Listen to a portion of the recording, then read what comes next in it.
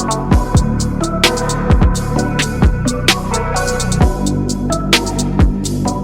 everyone, welcome back to the channel UFO World.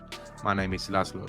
Today we're speaking to Steve Bassett, who is a political activist whose best work is known within the UFO space and gaining disclosure with this. He is the founder of the Paradigm Research Group, which is dedicated to advocating for government disclosure and information regarding UFOs and extraterrestrial life.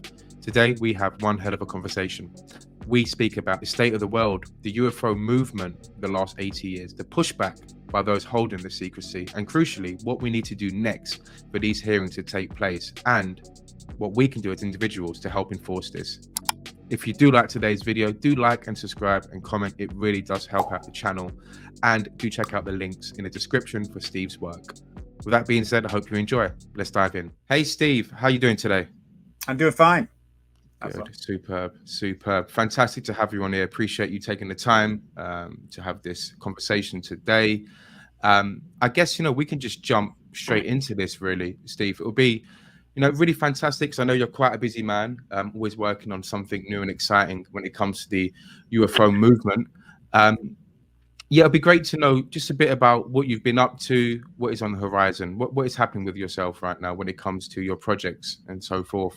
Look, it's actually pretty straightforward at this point if you're an activist, all right? And I am. Yeah. That's what I do. I'm an activist. It's like we've been moving towards disclosure at a fairly steady pace for 7 years, which may seem like a long time, but what can I say? There had been 70 years prior to that. Mm-hmm. Since the Roswell Army Air Force Base put out a press release saying we have one of those saucers you've been hearing about, which was a pretty big deal. Got picked up by the AP and was in a number of papers. So the cat was out of the bag. And we were all set pretty much to learn that we weren't alone. 1947. It would have been an interesting thing. We'd just gone through an awful war, the latest in a long line of wars that goes back 12,000 years at least. What they were doing before the flood, I don't know, but I imagine they were having war. And it was an exciting time. The economy was coming around, was starting to come around. The Korean War, of course, was going to be underway for a while, but the American people had gotten through that war, had succeeded, made sacrifices.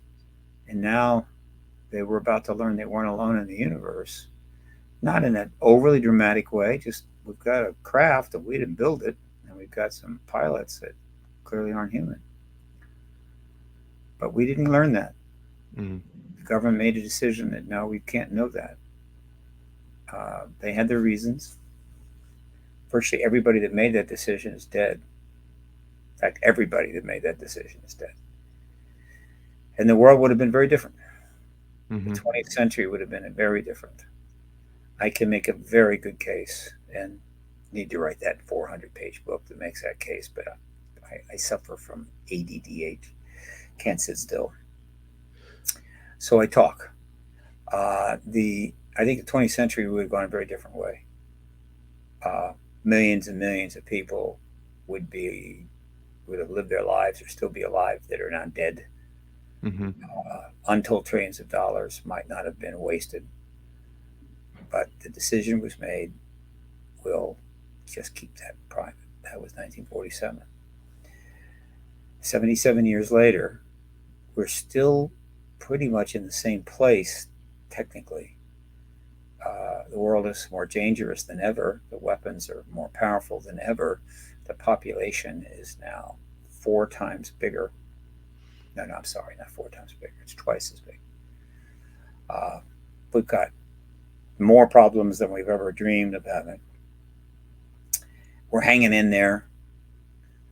So that was the 77 years since 1947. We can't go back and do it over. All we can do is correct that mistake.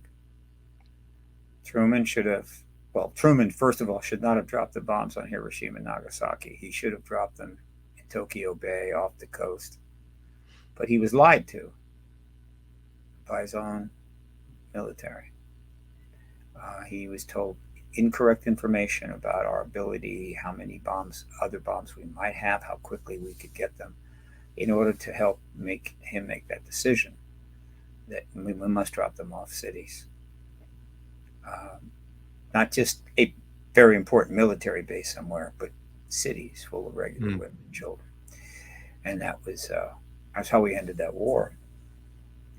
And now, 77 years later, we are as close to using nukes again than we ever been.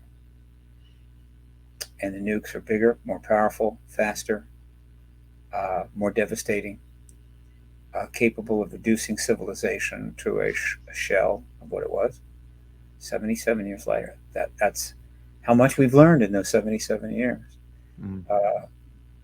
We dropped them on human beings back then, and we're very close to doing it again. Wow. Not exactly a very good learning curve. Yeah, we struggle with that, don't we, though? We don't learn from our mistakes, typically. No. And so during that whole 77-year period, where we, through enormous cost, and it was just, here's how and why, and in the simplest terms, why another nuke has not been dropped on other human beings in that time. One, we built tens of thousands of them. We learned how to not only fly them over targets on planes, but to shoot them to targets with missiles. We learned to do it from submarines, from movable launch platform, underground reinforced bunkers. Okay. And ultimately, we will, if we haven't already, position them to be used from satellites. It's not clear whether we've actually done that yet or not, but one can make a case that we have. And we were so successful in creating all these new ways to nuke ourselves that we came up with the concept of mutual assured destruction, which is, okay, this is so awful, these weapons are so bad that we can't use them, because if we do, we will be destroyed too. There's no way we can use them and win. We will use them and we will all lose. So that's called mutual assured destruction. And therefore, because of that wonderful policy, which happens to have the acronym MAD, we're going to be fine. Unless, of course, there's an accident or a lunatic, a mental breakdown, whatever. Barring that, sane people will not do it, because obviously everyone dies, and therefore it's okay. But in order to ensure that at any given time no one could win a nuclear war, we had to build more and more and more weapons. We had to advance we had to keep up with each other, in other words. Otherwise, if anybody got an edge where, they could strike first and basically take command, win, well, that would be it. So we can't have that. And so first 1, then 2, then 3, 4, 5, 6, 7, and 9 nations, maybe 10, that had nukes, and they had to have enough so that this mutual assured destruction would work. And since we couldn't have a nuclear war, but we still had to have wars, we also had to build up ever-increasing advanced non-nuclear weapon systems in terms of submarines, in terms of aircraft carriers, advanced tactical jets, and of course, vast intelligence operations in order to spy on everybody, because if you don't know what the other person is doing, you might get a little paranoid and make a mistake. And so, as part of mutual assured destruction, indirectly, the world has spent since 1947. Pick a number. It's hard to. Maybe I'll do some research on this. I'm going to guess, in adjusted for inflation dollars, the world has spent $100 trillion possibly $200 trillion on weapons, weapons research, design, manufacture, the maintaining of advanced bases, all other military weaponry, of course, intelligence, and of course, the cost of a number of proxy wars, which are conventional wars that you might not have been able to have without the nukes, but because of mutual assured destruction, you could invade this country, and another nuclear country could not respond with nukes, and so they might not respond at all. And so you can conduct these wars on other people's countries and lands if you're one of the nuclear powers. Or just in general, you could just have wars between non-nuclear powers. What are you going to do about it? I mean, if a nuke power intervenes, got to be careful. Mm-hmm. So when you add all of that cost, not only the cost of the warfare itself, but having to rebuild everything, 200 trillion? Mm-hmm. I don't know. We need to know that number. It'd be good to know. A lot of money's been spent. We know that for sure on weaponization of things as well, for sure. Yeah, but a lot of money doesn't quite truly describe it. It's true. It is a vast amount of money. A criminal amount would be a nice that essentially did nothing, but I don't know, put people to work. I mean, it gave jobs to people in the civilian and defense industry, and as well as the military people and personnel that got paychecks. So there was some economic benefit, I suppose. I mean, most of that pay was tax deductible. But it was untold trillions. 200 trillion, most of which was basically wasted in a sense. You didn't need to spend it, right? Obviously, if you blow up an entire country and then have to rebuild it, you didn't need to do that if you didn't blow up the country. Mm-hmm. Now, all of that was spent while the population of the planet doubled from 4 billion to 8 billion people, meaning there's 4 more billion people that need food, clothing, housing, medical care, fresh water, air, whatever.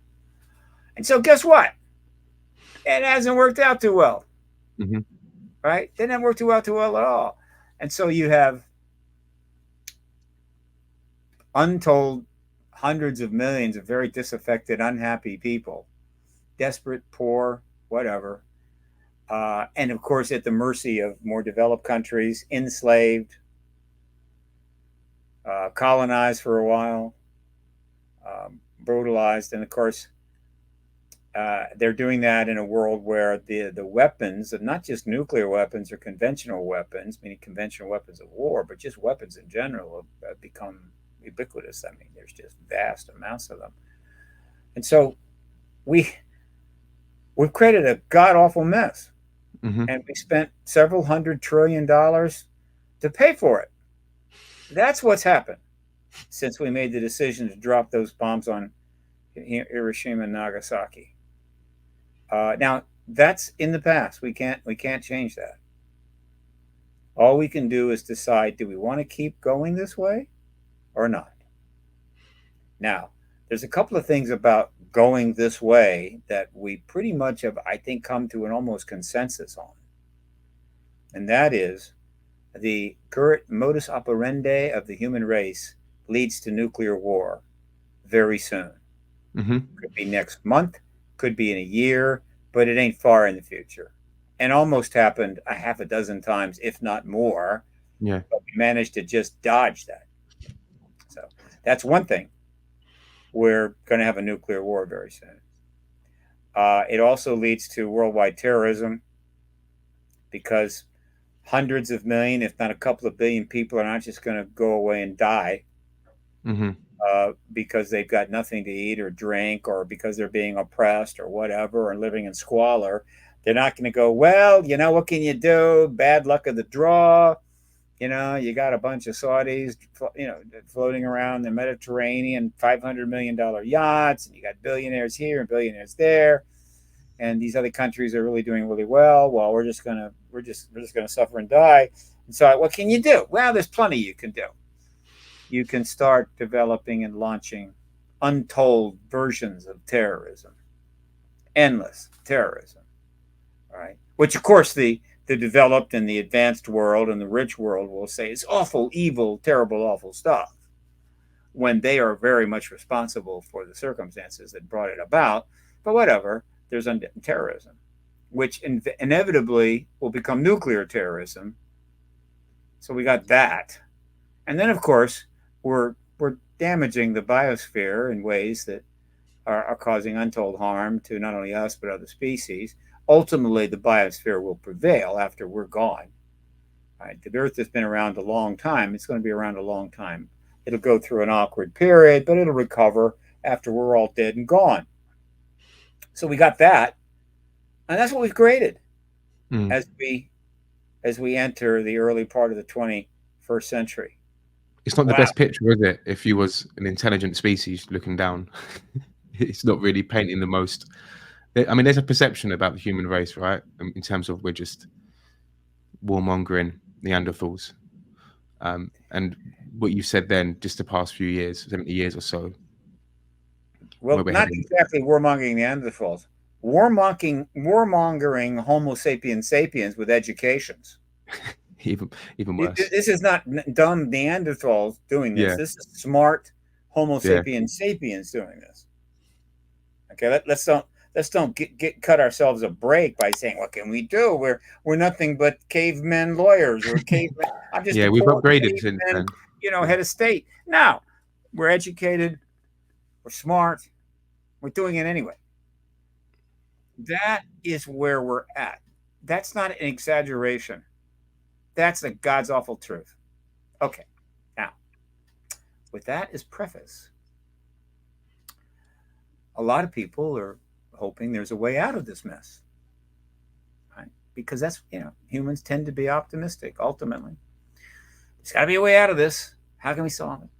We created the UN. Well, first we created the League of Nations, so we thought to help develop a global diplomacy and arrangements that would, minimize this pattern of endless war and destruction. That didn't last long. Then we created the UN, and the UN is still around, but it was essentially created to serve a limited number of countries. The rest of them can go to hell. It's accomplished very little, and it's now almost useless. But we created it. Okay. So that didn't work. There's lots of peace movements that don't work. There's almost no anti-nuke movements of any substance that are going anywhere, or even nuclear non-proliferation groups. That's not working. The efforts on the part of noble organizations to end genocide, that's not working. Genocide keeps going on all the time. It's going on right now. And there's so much awfulness in the world that's not about genocide, that the actual genocides really don't get much attention anymore. I mean, what can you do? There's only so much you can cover. Yeah. So we haven't really fixed anything. We haven't fixed the ability to stop overpopulating the world. There is a belief that there can never be too many people. And once there's unbearably too many people, we're all going to move to Mars, which is the funniest thing I can think of. It's one of the great jokes we've played on ourselves, right? We're not going to move anywhere. And so, wow, why am I saying this? Why am I being so pessimistic? Well, I'm going to shift from pessimism to just outright anger. If you don't mind. So my next anger. Yeah.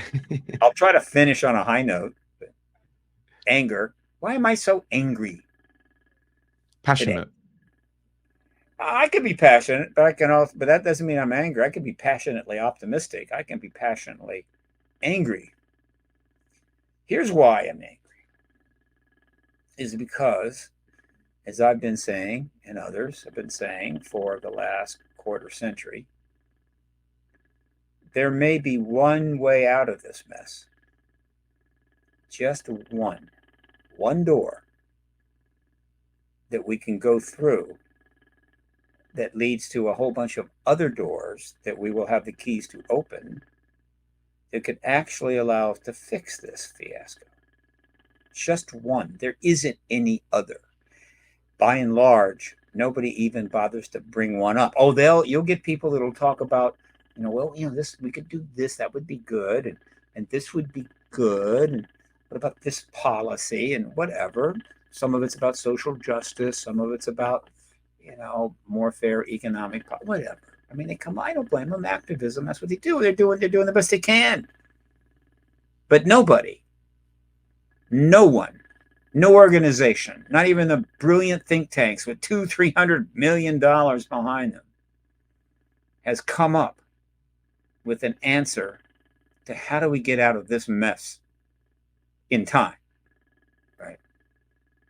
None. Now, what they do come up, what people do come up with, very talented, intelligent, creative people do come up with, and I don't fault them for this, is one apocalyptic movie after another, after another, after another, or to put it another way, post-apocalyptic movie. Everything went to hell. Here's where we are. I'm not going to list them all. Go find them yourself. It's not that hard. But not just movies.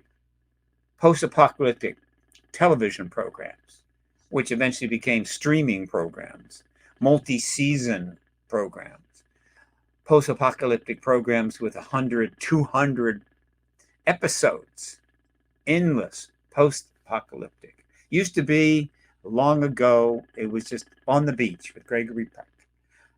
And I think it was Lana Turner. Anyway, it was On the Beach, a little scary movie about how, there was a nuclear war and the last people are living in Australia, whatever. It's very touching. It was very emotional. It was child's play. It was nothing. But that's what they came up with. Now they are creating oceans of post-apocalyptic shows. Why?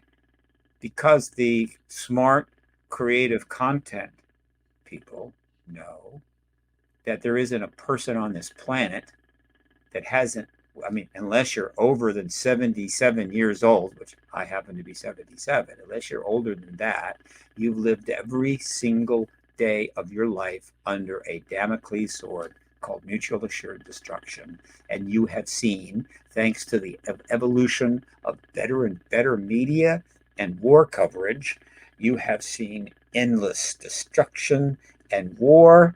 And you, of course, watch the nuclear threat grow every day of your life. You've lived that whole thing. You've incorporated it. It's into your personality. It's literally embedded in you, right? You're carrying around in your subconscious every second of the day a fundamental schematic for the end of civilization as we know it.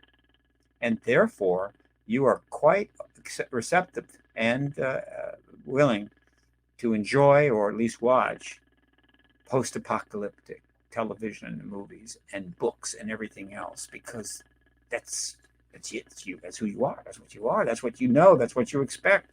And so they can at least do that. Watching, 200 episodes of The Walking Dead is not going to stop the apocalypse from coming, but it might give you some tips on how to maybe survive it for a few extra months or whatever. I wish I was being satirical here. Actually, I'm just giving you a factual representation of the last 77 years without the satire. Okay, and so, again, we've done all that, but who, what organization, what think tank, what illustrious leader, either democratic or wholly dictatorial, has come up with the way out of this mess? None. Mm-hmm. Zero, nada, nine, zilch, bupkis, nichevo, nothing, except one. And that is end the truth embargo on the lie that was started by President Truman and supported by the United States and all of its allies with implicit cooperation, not necessarily direct, from the major dictatorships of the 20th century, namely communist China, communist Soviet Union, and then kind of less communist China and post-Soviet Union dictatorial Russia. That's it. This lie. 77 years on. Right? End it. Do what Truman should have done. Let the entire world know they're not the only smart asses in the galaxy. And other even smarter asses have come and they're now engaging us in complex ways. That the future has unlimited possibilities. but we need to confirm this truth to the world, as opposed to letting it rest in the hands of a limited number of national security operatives and the odd head of state. End the truth embargo. A case can be made. Certainly Richard Dolan made some of that case along with Bray Seibel in his book AD After Disclosure, but there's been a few other tomes on it. I have made it in countless interviews. I've just never written a book. I want to do a total documentary on it, tried twice, but the COVID blew that up, and it's failed a couple of times. Somebody may make that doc. There's a couple of almost versions of it. If I can get some funding, decent funding, I'll make the damn documentary. But essentially, end the truth embargo. That's our only way out. And I can make a pretty good case why it could work. And I can also make a pretty good case why I have to decline that phone call. Sorry about that. Now, That's okay. So that's what's at stake here. Mm. I'm not making it up to get people to pay more attention to me or donate money. I am a nonprofit now for the first time, and I can accept donations. And if I can get some serious tax deductible donations to Paradigm Research Group, there's a whole list of things I can do. But I'm not saying that for that reason. I'm saying it because that's the circumstances. Yeah. That's it. Okay. So in 1969, which was 22 years after that press release was retracted in 47, so much private research was underway, so much interest was developing, forcing the government to conduct an Air Force base report, a study on sightings, in which they studied thousands of them. I guess it seemed kind of ridiculous to try to pretend nothing was happening, so they had to do something, and so they said, "Oh, we're going to investigate. Keep your powder dry. We're gonna investigate." But of course, they literally were doing it not to find out the truth, but rather just to do something, and they came up with false explanations for hundreds and hundreds, if not thousands, of events. And after doing that for 17 years, they finally decided enough is enough. We just can't stand doing this anymore, right? Screw the people. Let's wrap this up, right? So we can get out from under this, right? We know there's an extraterrestrial presence. Top people in the Air Force know there's an extraterrestrial presence. So all of this is just throwing money down the drain. It's awful. So let's get out from under it. So in 1969, they made the decision, let's wrap this up. The American people will buy it. They pretty much buy every bullshit shit thing we tell them, right? So we got to stop Blue Book. How are we going to stop Blue Book? Well, we can't have Blue Book come up with a report and say there's nothing to this. That's not right. We need a third party. And so they went to a gentleman by the name of Dr. Edward Condon, and they said, Dr. Condon, of course, this hasn't been publicized. We only have some evidence showing that this is probably what happened. They said, we need you to create a completely bogus report showing there's really nothing to these sightings and events and this phenomenon that people are concerned about. Nothing to it. It needs to have an academic imprimatur of the University of Colorado, a fine university, by the way. Its football team is getting better, I hear. And you're going to publish that. And then we're going to use the conclusions of your phony, bogus report to justify shutting down Project Blue Book. No more investigation of sightings. We're out of that business, thank God. There's still 701 that even we didn't have the balls to claim were weather balloons or something, but we'll just let those hang. It's okay. Nobody's paying attention that much. Mm-hmm. It's not that much of a deal. The Vietnam War is starting to crank up, and people have other things to worry about, like getting drafted and being sent overseas. So we're going to wrap that up. Okay, which they did, closed it down. But they had one more problem. There was this organization called NICAP, right? The National Investigatory Committee on Aerial Phenomena, which had been created by Keogh in the 50s, was a very important organization with thousands of members, many of whom were scientists and engineers. including members of the government, including CIA members. There were CIA people, known CIA people, on the board of directors running NICAP. No big deal. But that's got to go. I mean, we can't keep they're going to keep investigating, and they're going to quickly figure out that, this whole Condon thing was nonsense. We got to destroy it. So they did. How did they destroy it? Well, they went to the CIA members on the board and said, look, we appreciate your legitimate interest in the phenomena, but you do work for us, the CIA. And so we need you to destroy NICAP. And so they said, yes, sir. So first they had to get rid of Keogh because he was a truth teller and an honest man with a military background. So they accused him of financial impropriety and threw him out. And once Keogh was gone, they now run the board. So then they had to close down all the chapters, kind of gut it. So they closed down all the chapters of NICAP around the country. But they were still getting dues from members, so they just took that money in and just spent it on themselves. They enjoyed themselves. I mean, they were working hard to destroy NICAP in service to the government.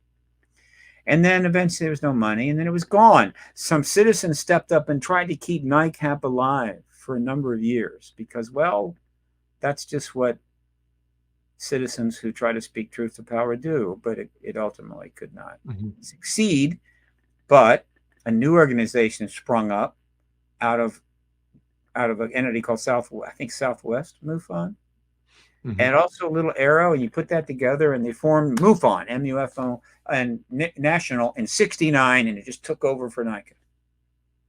Now, I'm not going to get into, and don't want to get into, and we do not know. One day we may know how it was that MUFON suddenly became a national entity right there to replace NICAP, and what its mandate was and what was going on. Don't know. Just mentioning it. Okay. And so at that point, the government was free. No more pesky people bothering it. No more demands for, this account, that case, study this, study that. Whatever. MUFON was not going to challenge them. Didn't.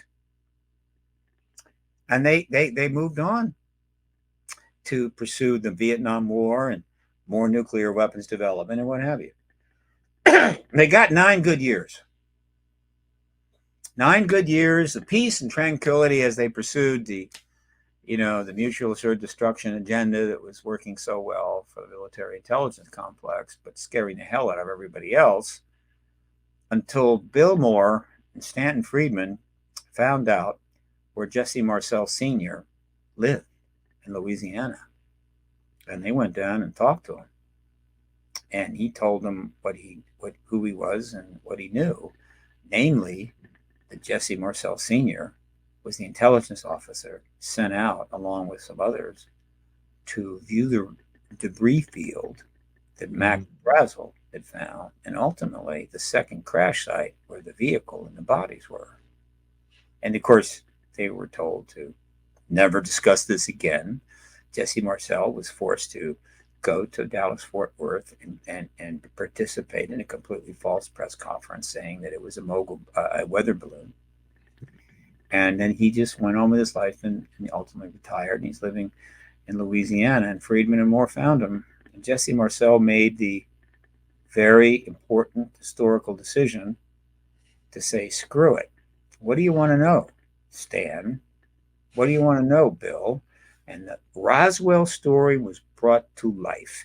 And then the Roswell story, as opposed to the Project Blue Book, became the bane of the truth embargo's existence from that point. Every single year becoming more and more and more of a problem, because by then even more researchers were engaging this issue, including Friedman, and they just glommed on that story and started investigating the hell out of Roswell. No event connected to this issue comes close, remotely close, to the amount of research that was done on Roswell and the number of witnesses that were interviewed, which I think now exceeds 400. Many of which before they died, some of which on their deathbed, et cetera, et cetera. And of course, the children of the witnesses and what have you. Right? No case more than that. And so Roswell then became the bane of their existence from 78 on, and continued to be right on through the 90s and so forth. So without getting into that history, all right, let's jump forward, right, from 1978 to 2017, when something else happened of an even bigger magnitude than discovering Jesse Marcel Sr. So many people inside our own government and inside the military intelligence complex were thoroughly disgusted with this policy, felt it was wrong, if not illegal, and felt it needed to end. They weren't prepared to sacrifice their career and their family's well-being to come forward and challenge it openly, publicly, while working for the government. But by 2017, enough of them felt it was worth coming forward publicly after leaving government, and 10 of them did. It's easy to find who those 10 were. Just Google To the Stars Academy of Arts and Sciences. If it don't comes up straight on Google, go to the Wayback Machine, and you can see the 10 heroes that came forward. The three most important, ultimately, were Lou Elizondo, Christopher Mellon, and Gary Nolan. Steve Justice was also notable because he, of course, was a former associate director at the Skunk Works. In other words, the civilian world. Mm-hmm. Jim Semivan, also very important because he was 30 years CIA and ultimately indicated he was contactee. But these 10 came forward. That was the next major breakthrough that was going to torment the truth embargo. And that was 7 years ago. In those 7 years, more progress has been made toward ending the truth embargo than the previous 70. Mm-hmm. Extraordinary progress. The first 3 years had its own, how would you say, flavor, its own qualities, involving a lot of private briefings, a lot of social media engagement, huge amount of media coverage, and so forth. But then things really get underway in 2020, December 2020, which essentially is 21, 22, 23. It's about 3.5 years ago. 3.5 years ago. Actually started 4 years ago in mid-2020 when certain legislation was being put together by members of the Senate Intel Committee, but ultimately that legislation wasn't passed until December. It wasn't signed. 3.5 years ago, okay? The first legislation ever on this subject was put into the COVID bill. It wasn't much, but it was a beginning. The next year, more legislation was put in the NDA bill, the National Defense Authorization Act, one of the most important bills passed every year. It was more substantive, created the UAP task force. The next year, even bigger legislation language was put in by the Senate Intel Committee members, right? And this created ARROW and provided all kinds of additional aspects to the disclosure process and witnesses coming forward and so forth. Monumental legislation. 3rd year in a row. Meanwhile, lots of other things were happening. The issue was advancing warp speed. Thousands of articles were being published. Thousands of substantive articles were being published. There were several thousand other articles that were not as that substantive, but they addressed the issue. The most substantive ones are linked on my website. You can go to paradigmresearchgroup.org. You can go to resources. You can drop down to Print Media Archive, and you can read the 7,000 relatively substantive articles regarding this process since 2017. All right, 7,000 out of curated out of maybe, I don't know, 14,000, 15,000. Okay, all that's happening. It's a lot of talk. And then we reach 2023, and all hell breaks. 2023. It was inevitable, but given all the progress that was taking place, all the witnesses coming forward behind the scenes, somebody major broke ranks and came out not as a witness, but as a whistleblower. There had been some other whistleblowers. Yes, most of the people coming forward, whether privately or public, were witnesses, not whistleblowers, not claiming illegal actions, not, how would you say, what's the word I'm looking for? Heavily disgruntled. And that happened on June the 5th of 2023 when David Grush, former Major David Grush, who'd worked in the UAP task force, had learned about the fact that the U.S. had government vehicles. I mean, had non-human vehicles, many of them, non-human bodies. Been studying them, re-engineering them for decades. Learned about that, got it from sources, confirmed it through other sources, took it to the Intel Committee, got attacked, got harassed, took his complaint to the Intelligence Community Inspector General, got relief, went back to his job, got more harassment anyway, started getting death threats, and ultimately came public on June the 5th to Ross Coulthard on News Nation and to Leslie Kean and Ralph Blumenthal, who wrote it all up in debrief. June the 5th, 2023, mark it down. It's an historical event. It will be covered in depth. All right. And thus began the post-Grush era. And all kinds of things started happening. All right. And optimism was high. The truth embargo's days were even more numbered. And then we got the first response from the Congress to this, right? In the form of several members of the House. This is in the period of around April, May, coming forward, particularly Tim Burchett, who had heard enough in the behind the scenes, maybe talked to some witnesses. But while he's not on the Intel Committee, he is a congressman, and he decided enough is enough, and he started going on television and saying there's extraterrestrials here. He didn't refer them to non-human tech. Extraterrestrials are here. Not once, but numerous times. And he was mad as hell and not going to take it anymore. And that was getting a lot of attention. And other people were coming forward. Former high-level people in government, including the Department of Homeland Security, coming forward and saying, that's not ours. Things like that. Okay? That was the first response. And then came the first formal response. And that was on July the 14th, 2023. Chuck Schumer steps into the legislative process and says, I'm not a member of the Intel Committee. However, I and Mike Rounds of the Senate Armed Services Committee are now going to add 63 pages of legislation to the fourth legislation, or the fourth acts, UAP acts, put forward by the Senate Intel Committee for consideration by the House. He said it's going to be called the UAP Disclosure Act. Check. It's going to have the ability to bring forth everything the government has ultimately in its secret files, including technology and so forth. Check. It's going to have a review board, a UAP review board appointed by the president. Check. That review board is going to have subpoena power. Check. It's going to have the highest level of classification to go anywhere in any project, any program, any USAP. Check.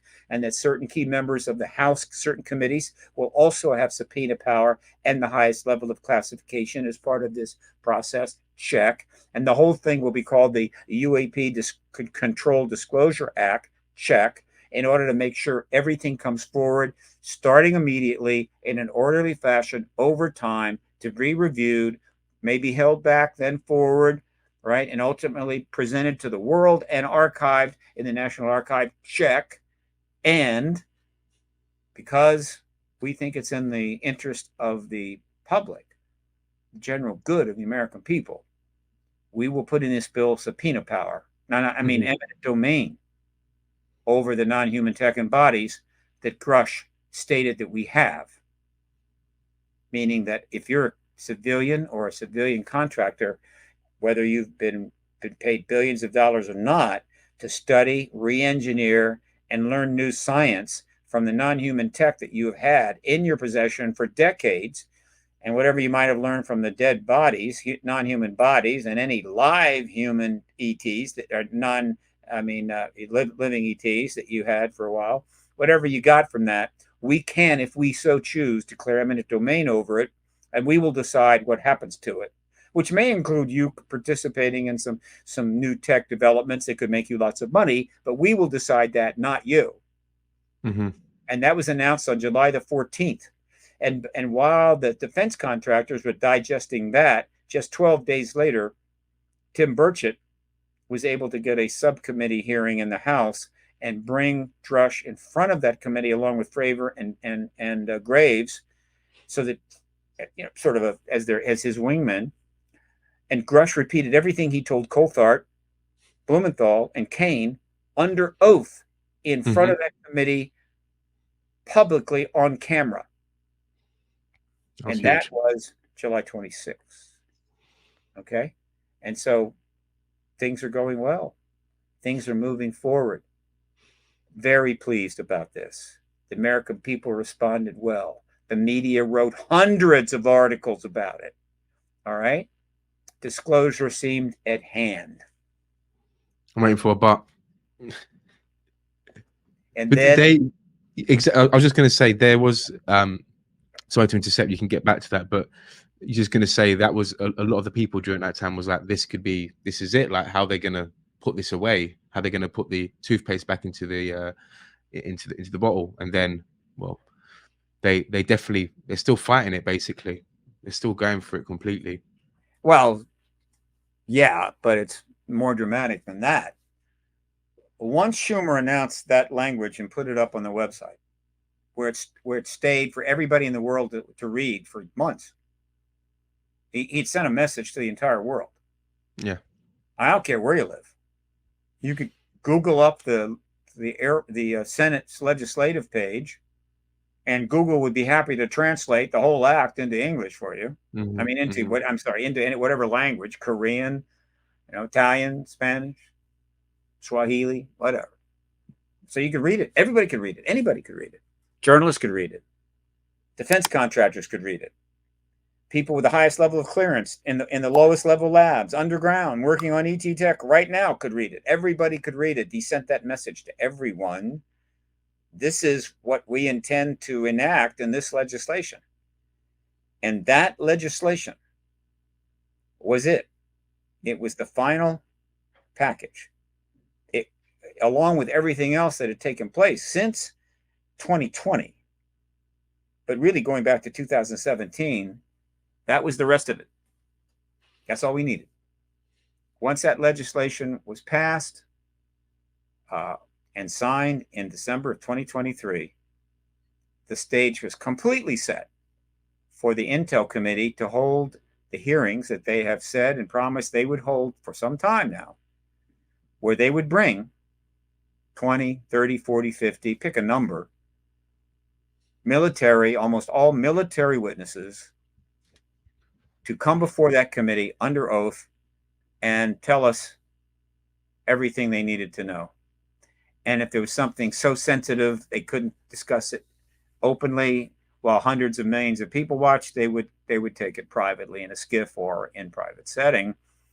It's to set the stage for that. And once that hearing, and it would take a week. All we need is a week. We don't need 100 witnesses. 20 would have been fine. Then the president would have been in a perfectly comfortable position to end the truth embargo. That's it. We're in the post-disclosure world. It's probably early 2024. Could have been January. Could have been February. So that's what was going to happen. I guarantee it. That's what was going to happen. The stage was set, all ready to go. Just had to have the bill signed. But the defense contractors and all of those still working in the Department of Defense and throughout the military intelligence complex, whose fundamental core belief is that the people will never know the truth of this. They can never handle this truth. They have no right to know this truth, period, forever, or at least until I'm dead, or at least retired, living comfortably in Miami or maybe Spain or some nice villa. Till then, they must not know. Those people decided, we cannot let that happen. And so, between July the 14th and late October, they launched a massive campaign to gut that bill.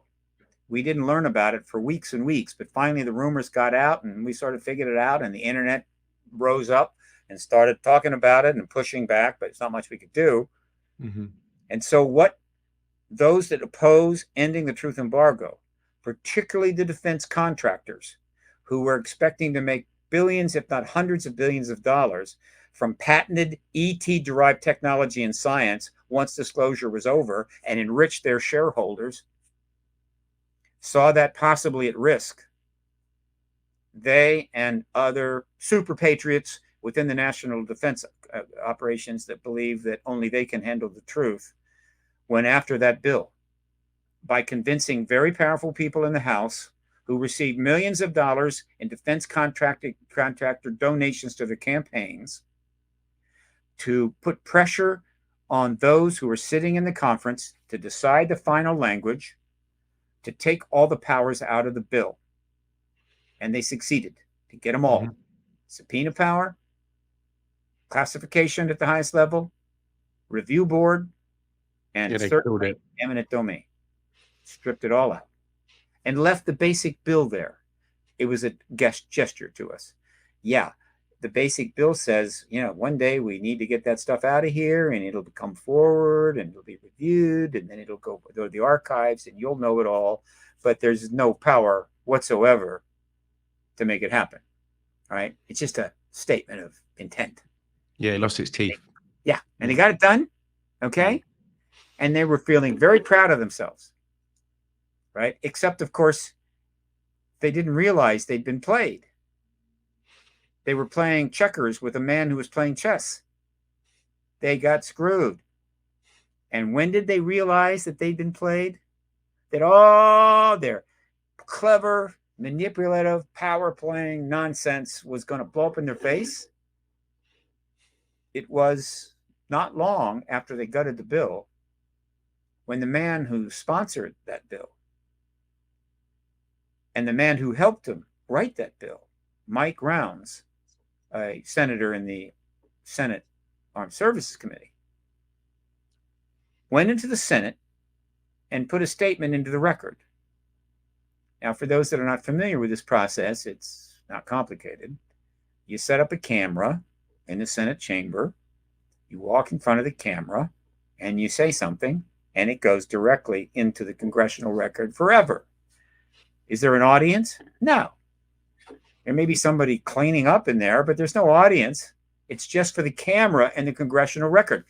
And Schumer stood in front of that camera, and Mike Rounds stood in front of that camera. They alternated back and forth. And what they said is, we're disappointed that the bill was gutted.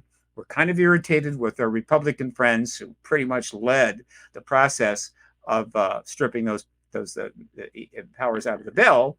But we're not going to give up. We're going to continue to fight until we get what the American people need. And at that point, everyone sitting in the Department of Defense dining rooms, having some very fine filet mignon, perhaps, and some lobster bisque and a nice Caesar salad, as well as those in the executive dining rooms over at those defense contractors, right? A little champagne, some hors d'oeuvres, spit up their champagne and their lobster bisque and said, oh my God, we have been checkmated. We didn't realize it. And what do I mean? How is it that they actually lost and didn't win? Because you see, Chuck Schumer knew they would strip that bill. He hoped perhaps that they would be able to trade the eminent domain, which was anathema to those that, well, the reason that they exist is to make huge sums of money for their shareholders and themselves, and whatever else is irrelevant, that they would maybe trade off for that. But no, they took it all out, no problem. And so, okay, now what? Well, here's what. Right? Yeah, they got the stuff stripped out of the bill. Yeah, the pressure seems to be off. Right? Except they forgot about one person who didn't come forward publicly, has really never come forward publicly, but is the chairman of the committee that has been the sponsor for all four of these pieces of legislation: the Senate Intelligence Committee, the Select Intelligence Committee of the United States Senate, Mark Warner. The committee has 17 members. The first bill that came out was sponsored by the chairman, Marco Rubio, a Republican. The second bill was sponsored by Kirsten Gillibrand, a Democrat. The third bill was sponsored by Mark Warner, the then chairman and Democrat of the House Intel Committee. And the fourth bill was sponsored by Chuck Schumer, who is ex officio to the Senate Intel Committee and might as well be a member, right? They forgot about Mark Warner. Because you see, Mark Warner doesn't need the permission of Lockheed Martin or the Defense Department to call 20 of the best witnesses in the country in front of his committee tomorrow. They cannot stop him. They can kill him. They can try to bribe him. They can kidnap him. But then simply another member of the Intel Committee will become the chairman of the committee, and they will call the hearing. They can't do it. The way our government is structured, the president cannot prevent a congressional committee. The DOD cannot prevent it. The CIA cannot prevent it. Lockheed Martin can't prevent it. The Pope cannot prevent it. The chairman of that committee can call it, period. And Mark Warner could call that hearing anytime. And they go, oh my God, we forgot about Mark. And if Mark Warner calls that hearing, 5 days of testimony from 20 grushes with high-level clearances and even firsthand involvement with non-human tech and non-human bodies, and God knows who else they could bring in, plus whatever evidence they can force forward in the form of documents or video. 5 days of that, morning and afternoon, and the truth embargo is blown to smithereens, and the president of the United States can step out comfortably in the White House, cross hall, and say, I saw it, you saw it, all my aides saw it. Clearly, we're not alone, and we have that tech, and I want to know more about that, and you do too, and I'm going to start seeing that information starts getting you right away. And the next day, Chuck Schumer, or Mark Warner rather, both of them, could reintroduce the UAP Disclosure Act, word for word, with every single component intact, as a standalone bill into the Senate, which will pass it immediately and send it to the House. And whoever the hell happens to be the Senate Majority Leader at the time, who knows, will be faced with a situation where they have the UAP Control Act in front of them, right? Or at least the committee to the conference to reconcile the bill with whatever the hell the House is willing to put up with. It's got this bill. The whole world now knows we're not alone. There's hardly a human being on the planet that doesn't know there's ET tech here and ET bodies. The whole world knows it. And they have the decision to say, well, I think maybe we should gut the bill again, or maybe not allow it to pass. I don't think so.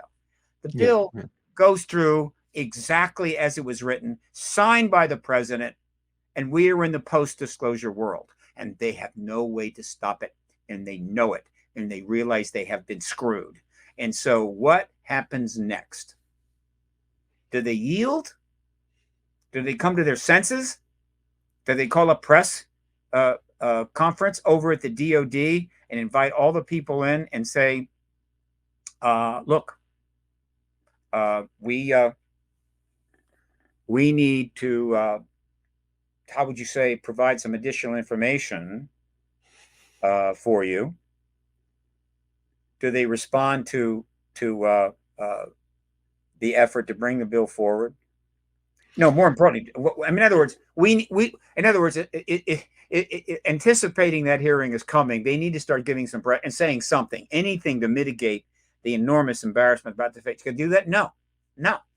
Here is what they did. Here is what the Department of Defense of the United States did in 2024. They said the American people are just as stupid as they were in 1969. They're just as ill-informed.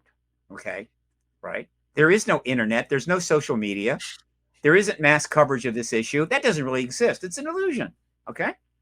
And so what we're going to do is we're going to shut this down like we did in 1969. And we're going to get away with it because, well, we're the Department of Defense.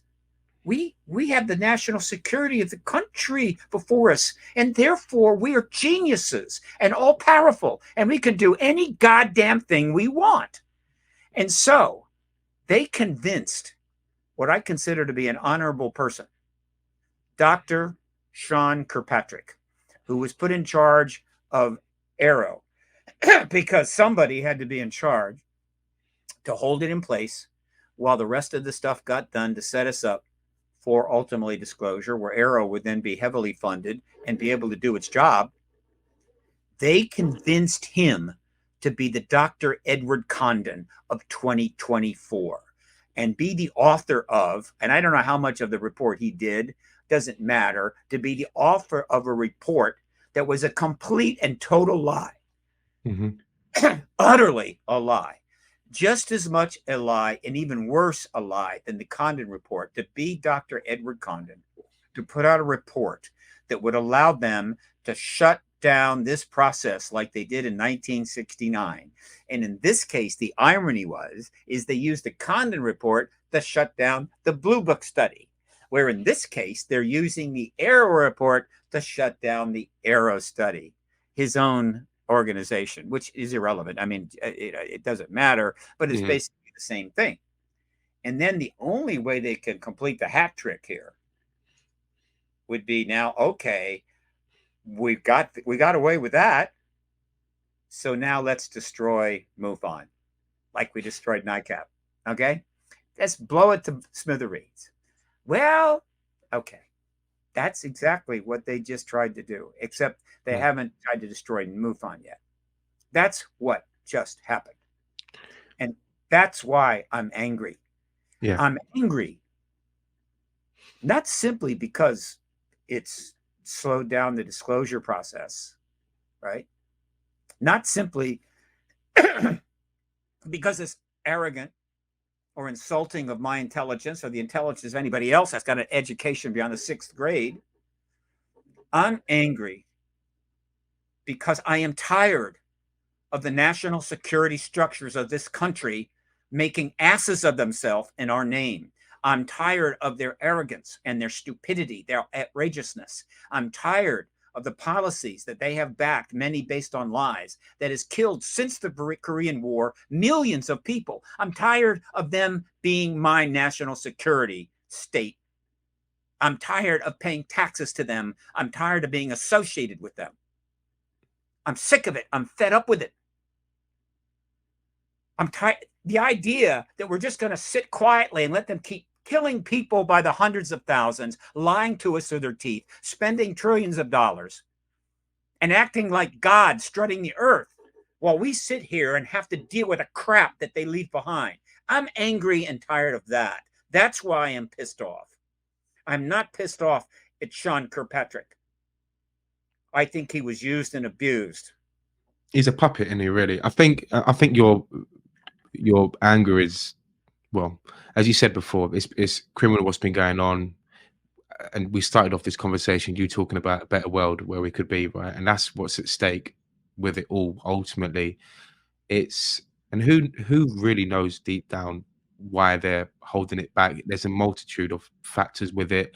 They're probably, the way I see it is, they're just trying their best to hide it because they know what they've done. If we're gonna look at David Grush's testimony and everything else people said before, they've killed people, right? They're criminals in what's happened, right? So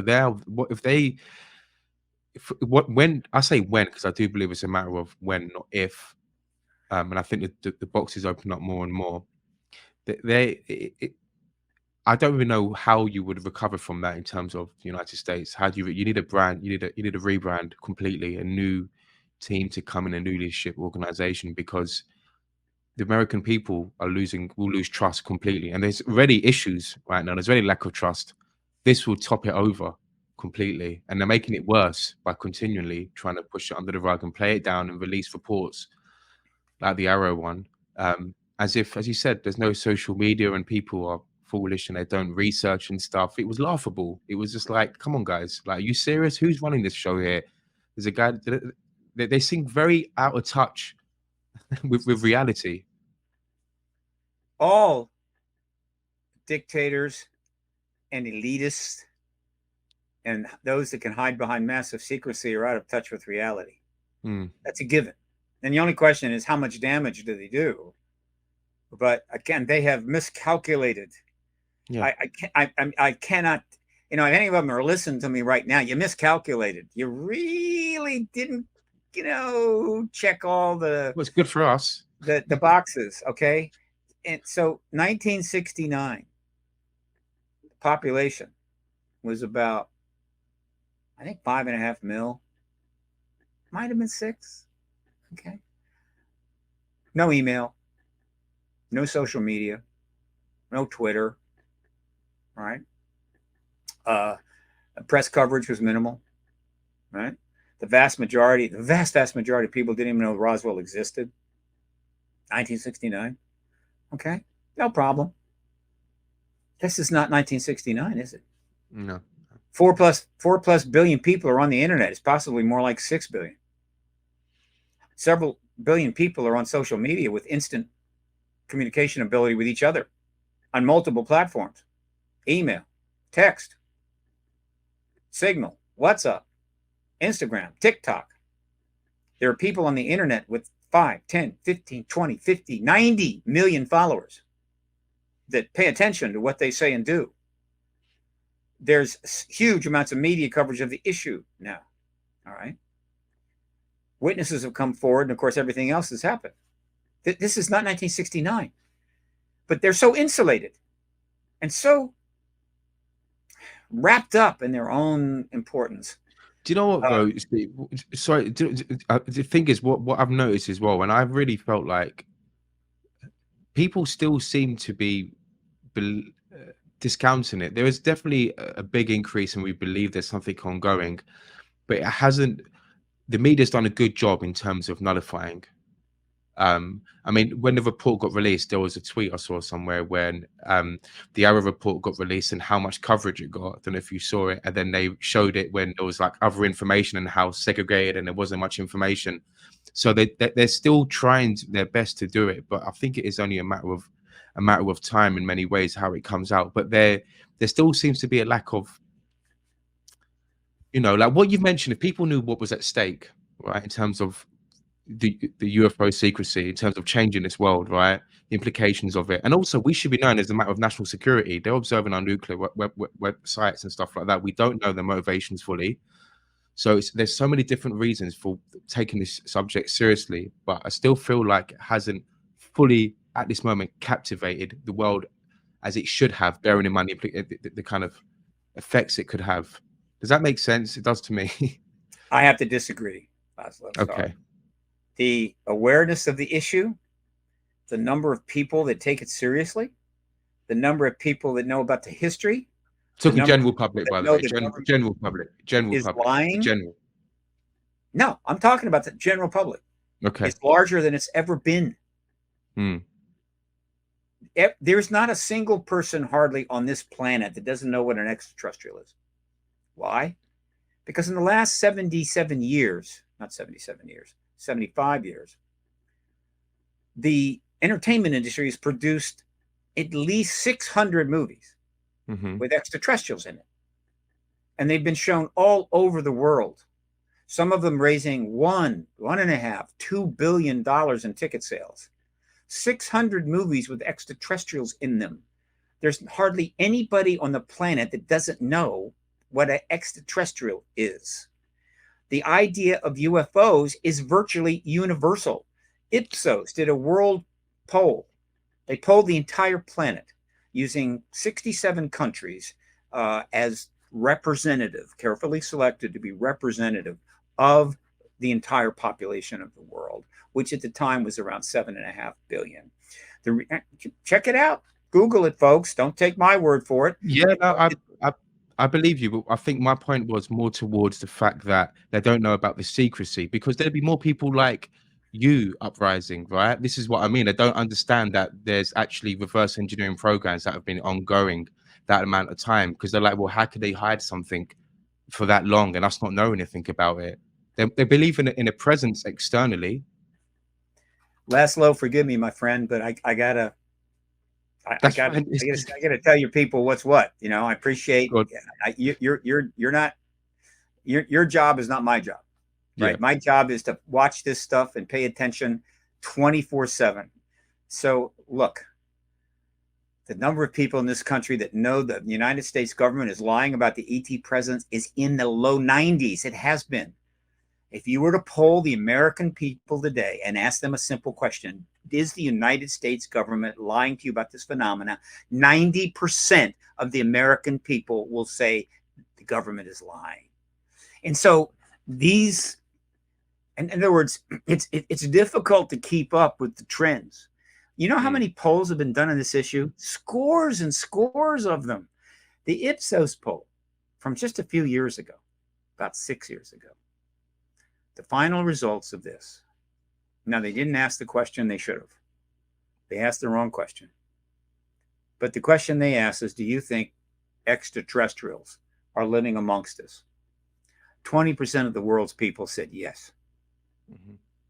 That would have been about, that time, that would have been about, well, 1.4 billion. 50% of the population of India said yes. All right. They didn't ask them, do you think this phenomenon is real? If they had, I believe over 50% of the world's people would have said yes. Not saying necessarily it's extraterrestrial, but real, not some illusion, fantasy, joke or prank. Look, the government thrives on us underestimating how much we know, how much we believe, what the people think. They thrive on it. Right? They want us to think as little of it as possible. And what they don't understand is that the internet is a two-edged sword. The internet is one of the greatest propaganda machines the world has ever came up with. However, it's one of the greatest propaganda disassembling machines the world has ever come up with. And so, guess what? You can use it to make propaganda, or you can use it to unravel propaganda. And I assure you, that's going on all the time. And so, as we speak, the vast world of the internet, all of its social media divisions, has been slowly eating that aeroport for lunch, ripping it to pieces. Now, it's just getting warmed up, right? I assure you, right? You're going to see some very powerful people, very important people, eventually going on major networks, basically saying the report was a complete lie.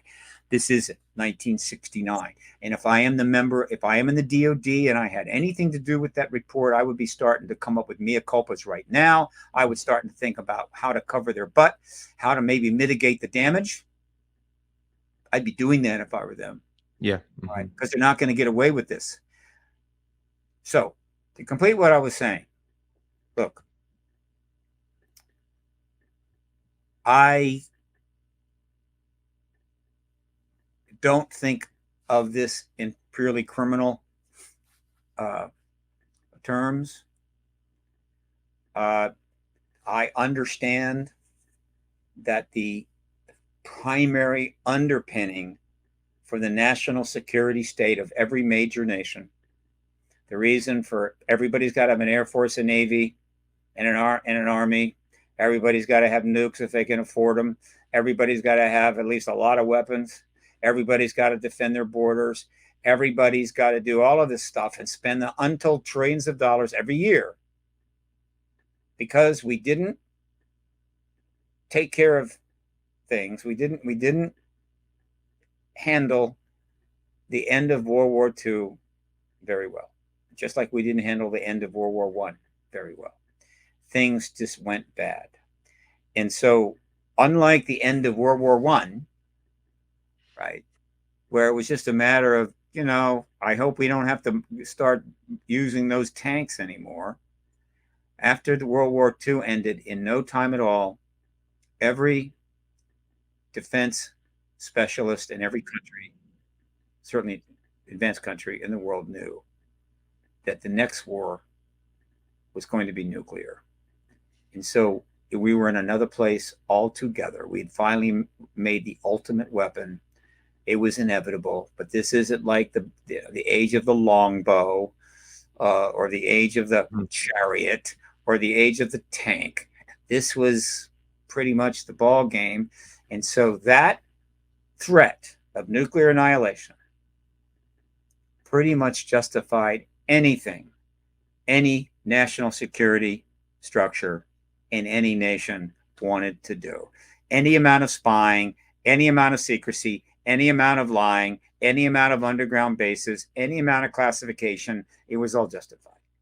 And so we could argue forever whether the lies that allowed the Tonkin Resolution to be passed, that ultimately guaranteed hundreds of thousands of our men were going to go to Vietnam, 50,000 would die, and 1 million Vietnamese would die, was a criminal, or it wasn't criminal because from the standpoint of the nuclear threat between us and the communist world was put into imbalance if South Vietnam or all of Vietnam went communist, which could lead to communism spreading all the way down into Malaysia and eventually encircling the United States, in which case we would have to use the nukes, in which case that's the end, and therefore we must stop it in Vietnam.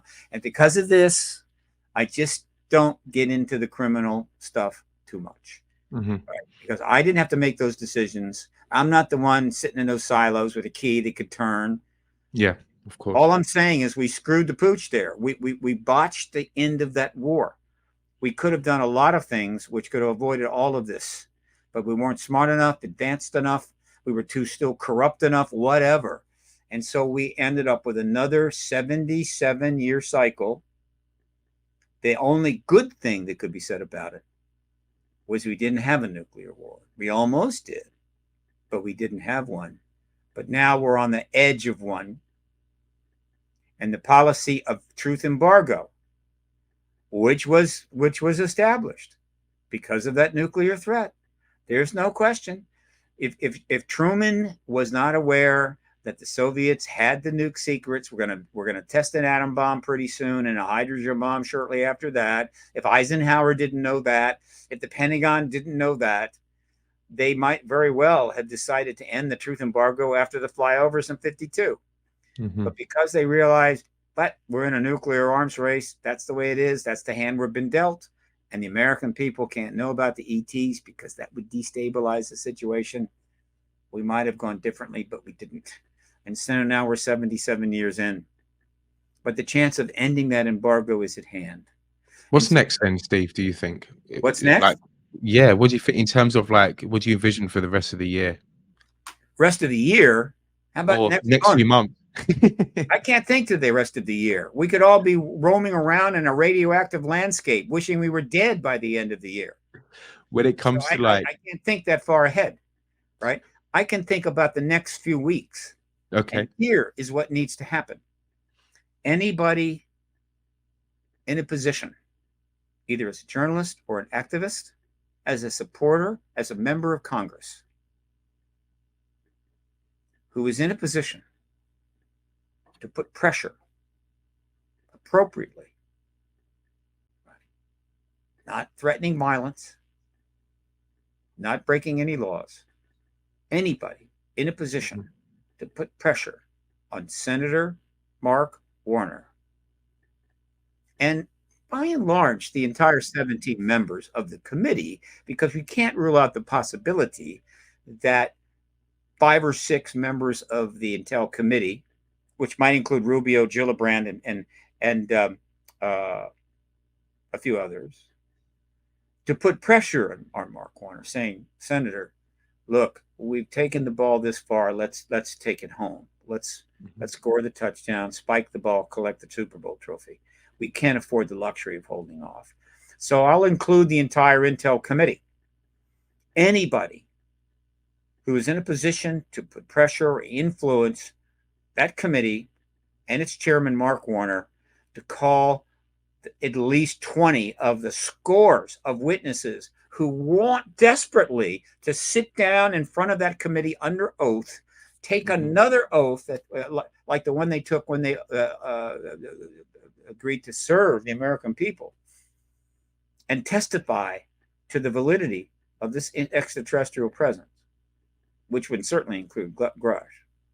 Do so. Don't wait.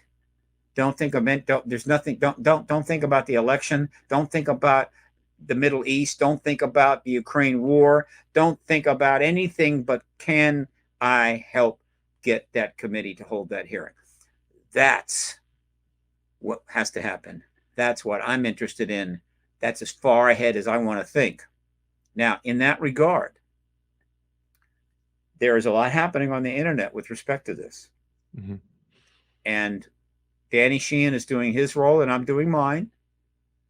Danny Sheehan's New Paradigm Institute is already set up on its page, newparadigminstitute.org, a section in which you can contact your 2 senators and member of Congress, anybody, right? All 535. And you can send them a message. We want a hearing for the House. We want the House Intel Committee to hold a hearing. Not, please, tell the truth about the ET presence. Get specific, folks. Yeah. Focus on the Senate Intel Committee and Mark Warner and say, we want those hearings.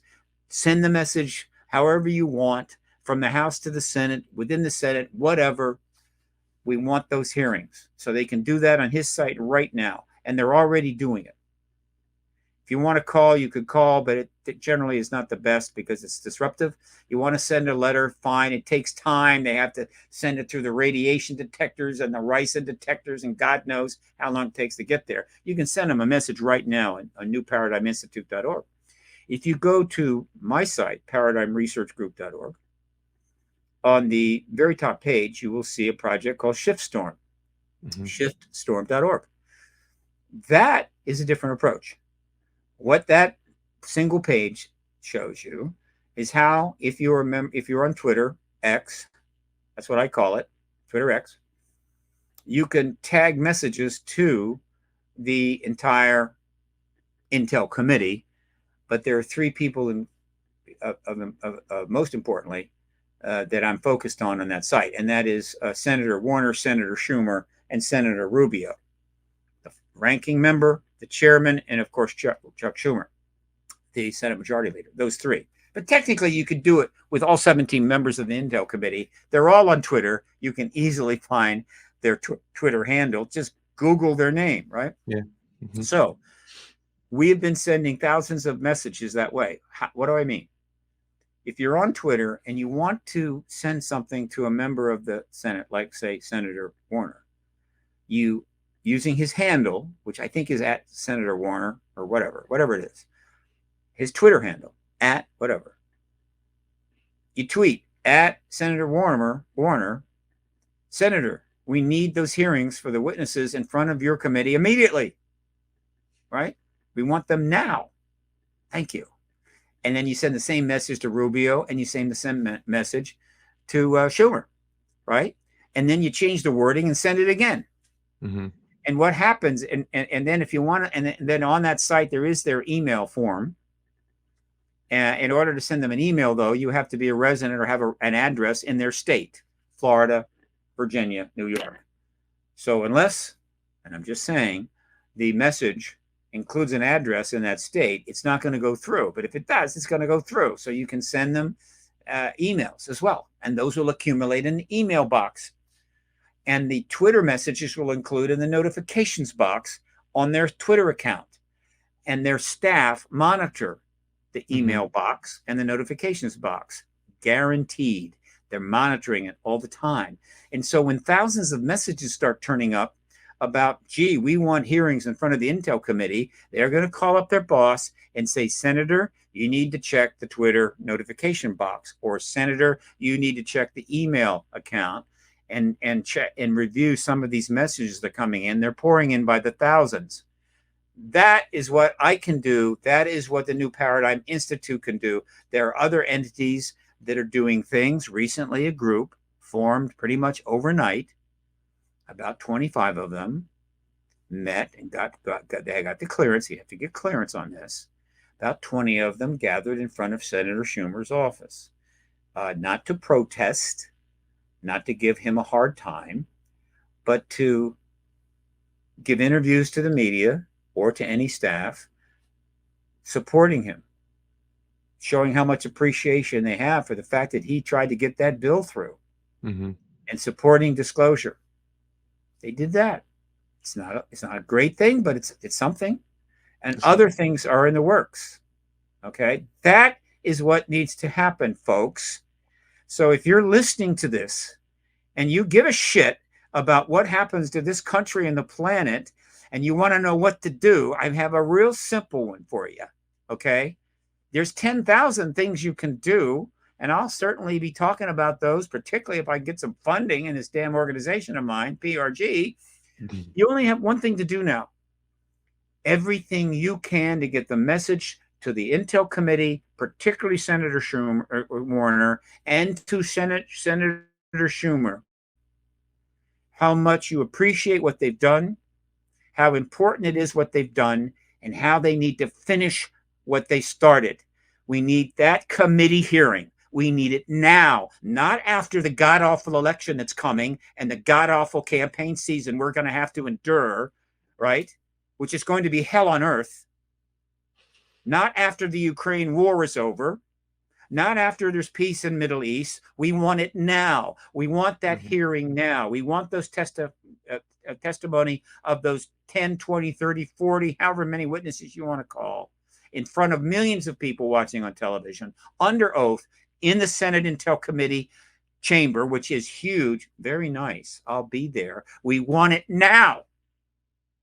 And once you get that hearing, the president is going to be able to disclose. And then whatever the hell happens after that, nuclear war, massive invasion of the country from China, Taiwan falling to China, the Antarctic melts, I don't know, whatever the hell happens after that, it will at least be happening in the post-disclosure world. Yeah. And as we try to decide what the hell to do about it, what policies to take, what negotiations to conduct, what reforms we need to undergo, whatever we decide to do about whatever awful calamity we're facing, we'll be doing it knowing we're not alone in the universe. That there's a galaxy out there that we're probably going to be able to explore pretty soon, because we're about to have our own interstellar craft. We're working on it desperately. We're making progress, folks. It will be in a post-disclosure world. And if you don't do this now, we may be, our next problems that we face, amongst others, will be in the post-nuclear war world, where, I don't know, whatever problems we're facing won't seem all that important, because everything has already gone to hell. That's the situation now, folks. I can't make it any simpler to that. Believe it, don't believe it, I don't really care, right? All I'm saying is, this is what you got to do. Either do it or don't do it. But it's real simple. We either get those hearings or we get disclosure, or we have nuclear war pretty damn soon, probably in this century, could be in the summer, right? Or possibly other things almost as bad. That's it. It's up to you. God knows plenty of people have been telling you this for decades. Plenty of people are trying to do this work. So either get off your ass and join it, or you will deal with the consequences. I'm done. Screed over. Yeah. I'm going to chill now. I'm happy to tell jokes, whatever you want to do. I've only got about 10 more minutes. Well, Steve, listen, I think that was a fantastic way to finish the interview. I think what you said resonated with a lot of people as well. It's a very powerful way to finish it. And I think you're 100% right. There's no power sitting in between as well. Either do it or don't, right? Don't be on the fence. Throw your hat over. Do it or don't, right? So I'll leave all the links in the description. And folks, you heard what he said as well. There's loads of ways to kind of have an effect and get this moving forward as well, because that is, going to be the next step forward. So, yeah, Steve, look, appreciate you taking the time to speak with me today. Any final words before we wrap up? Yeah. One thing I didn't mention is the shitstorm at shitstorm.org is only limited to Twitter users. I mean, it's limited. It's all Twitter users. Now, I think there's 1.5 billion, but whatever. So you don't have to be a citizen of a resident of New York. You don't have to be a citizen of the United States. I don't care who you are. Yeah. Anybody on Twitter can send tag tweets to Schumer, Rubio, and Warner, and the rest of the Intel Committee. So there's 1.5 billion people. And since I'm pretty sure all 1.5 billion Twitter members are going to be really upset about a nuclear war, okay, then I would go ahead and do that. You know, they can't tell, right? That's the cool thing about it. They're looking at these Twitter notifications, and there's thousands of them. They can't tell if they're coming from the United States or Zimbabwe. Yeah. They don't know. Yeah. So it just looks like a whole lot of people would like to have those hearings. I want to make that point. Look, Twitter is tricky, and it's gone through a lot of growth changes and problems, and it has its issues. But I don't care a damn what you think of Elon Musk. Let me make this clear. Twitter X, unless they gut it or change it, is the most powerful activist tool the human race has ever seen, period. It's just a question of whether you use that tool, okay? And so, folks, use it. Ad Astra. Ad Astra. Fantastic. All right. Okay. All righty. Cool. Until next time. Thanks, Laszlo. Until next time. See you later.